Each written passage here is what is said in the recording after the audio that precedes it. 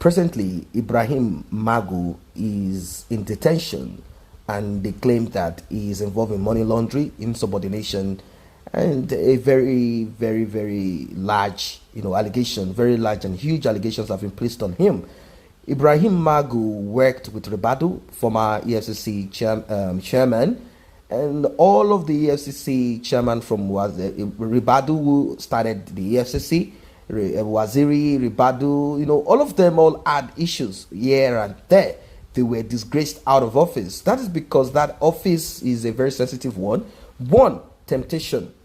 Two, also, there are people that you're fighting against. I'm talking about 99.9%. You're fighting against corruption, and these people are 99.9% in Nigeria. So it's a fight to finish. And you yourself, you might not necessarily be clean as a person.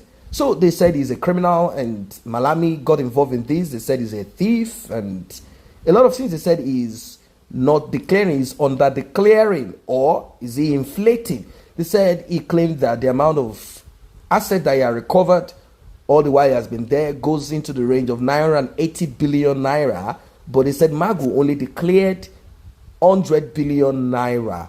Magu, they said, goes on private jet from Nigeria to Dubai, even in this lockdown. Magu, they said, also he romances with politicians that are corrupt. Magu, they said, he has a front that goes to connect with some of the politicians so as to get money from them, maybe not to prosecute them or to blackmail them. Magu, they said, looks for people to launder money for him abroad. Magu, they said, hides documents, EFCC documents, sensitive documents. So the Malami talked to some people and they spoke to Buhari, and Buhari kind of kicked him out somehow and announced that he's no longer there. Now, there are people that are saying that Magu might be killed, poisoned, because probably might want to release some information about some people, but I don't think there is any information that Magu, you see, when you talk about releasing of information, and it's going to shock people, anything is going to happen. We are talking of a country that practices, follows the rule of law, and is transparent. We are not talking of a nation like Nigeria that we know that all of them, they are bold and they are criminals and they don't care. So what is going to shock anybody?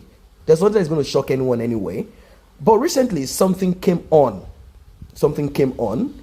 The identity of a pastor, don't forget that anyone can get that title, who allegedly they claim helped the suspended acting chairman of the Economic and Financial Crimes Commission, EFCC, Ibrahim Magu, to buy landed property worth 573 million naira in Dubai, United Arab Emirates, has now been revealed. The Presidential Committee on Audit of Recovered Asset, PCARA, in its report, disclosed that one prophet Emmanuel Omale, a pastor at Divine Hand of God Prophetic Ministry, was said to have been used by Magu to launder funds. Magu is even said to live in a property that he pays 20 million naira per annum every year, and he paid 40 million naira up front. So one would ask, where will Magu get that from? His salary is not up to that. But Magu is able to pay that amount of money. Magu is swimming in money. Magu is swimming in corruption. Magu, they said, is a thief, just like the rest of them in the executive, legislators, and of course, judiciary and on the street. Magu was a police officer before he was appointed for this position. Omale's name was reportedly uncovered during an investigation on EFCC activities by the Nigerian Financial Intelligence Unit, NFIU. It should be recalled that Prophet Emmanuel Omale, in his prophecies for 2020, said that President Muhammadu Buhari will reappoint Ibrahim Magu as EFCC chairman in spite of massive gang up. He also said that the war on corruption will jail 2 ex-governors who are currently serving as senators. Magu is currently being interrogated by a panel headed by Ayo Salami, former president of the appeals court. He has been accused of not being transparent in managing assets recovered by the commission. Prophet Omale's name was reportedly uncovered during an investigation on EFCC activities by the Nigerian Financial Intelligence Unit, NFIU, and it's the same prophet, Emmanuel Omale, that is prophesying that after the gang up, that he will be brought back again. After the gang up, he will be brought back again. Now, well, what do you guys think about this? Do you think that we have political prophet? Do you think that this prophet goofed? Do Do you think that God never called this prophet? Or do you think that money is the only reason why this prophet got involved with this? Or do you think this prophet got involved in this without actually knowing much about this? Now, according to the report, the cleric bought a landed property worth 500 million in Dubai, Arab Emirates, on behalf of Magu.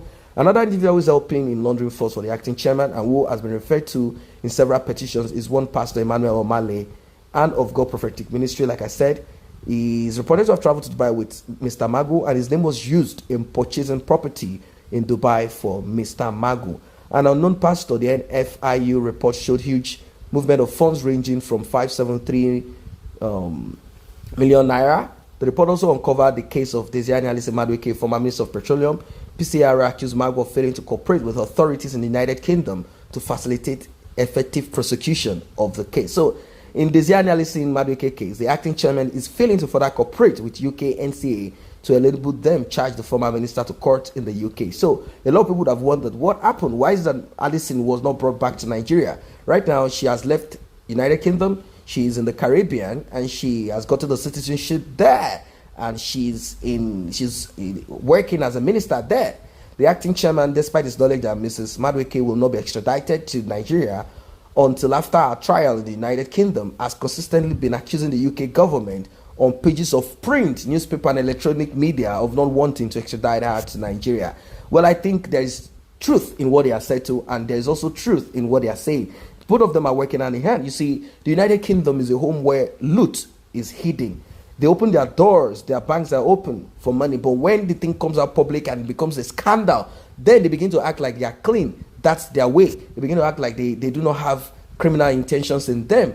But instead of them, they are corrupt. They are wicked, because what they do is opening their doors, opening their banks, and allow corrupt individuals, corrupt politicians to bring in money. They know that Alice Madueke, not just her alone, she acted, of course, she stole what she needs to steal, and she acted in line with her principal, and that is Goodluck Ebele Jonathan. And since presidents cannot be prosecuted for whatever actions or inactions or whatever they do over there, as they still maintain their immunity, well, their subjects or people that work under them can be prosecuted. That is why they are going after Alice Madueke and asked her to return the money. She claimed that she doesn't have it. All of a sudden, she developed cancer, and she called in some people to take pictures of her.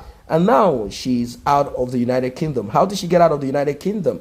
Simply put, there was nothing put on her to stop her from getting out of the United Kingdom. Simply put, United Kingdom has also received something from her to make sure that she is kept in that way. That's how they act. If something goes wrong and it's going to become a scandal, like I said, they would have thrown Desiani Alice Madueke to the dogs. They would have said, okay, you know what, we are going to prosecute her here.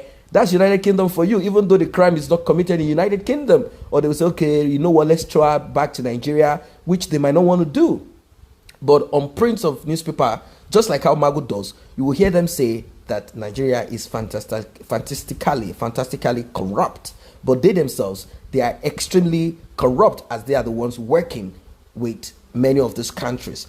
Magu was also accused of deliberately refusing to provide documentary evidence that would make the office of the Attorney General of the Federation to commence the extradition process of Desiani. This has strained the EFCC relationship with Europe's strategic partner. That's what the report reads. Magu is being held in police custody in Abuja. Is expected to reappear before the Salami probe panel on Monday to defend himself against several allegations. And of course, people spoke about this. What's your take? Now, a lot of people might want to quickly run and say, oh, let us talk about religion here. Christianity, the man is a pastor, is a prophet. Oh, let us talk. Do not forget that a lot of things can be done under anything. People can hide under Islam, hide under Christianity or religion. It doesn't make a difference. People have to be something. Human beings have to be one thing or the other. So do not let us be myopic by saying, oh, it's Christianity, it's Islam, it's this. Do not forget that even the man himself, Magu, is a Muslim. So you see, all these things, you can connect it from one point to the other. It doesn't have to do with religion. It doesn't have to do with anything. It's about individuals and what they are involved in and what they want to do. So it's got nothing to do with religion here. So do not let us jump into that that space of religion. It's got nothing to do with religion. So what's your opinion as regards the happenings in Nigeria, how certain people are being prosecuted by some other criminals too? So thieves prosecuting thieves. thieves prosecuting thieves, criminals prosecuting criminals.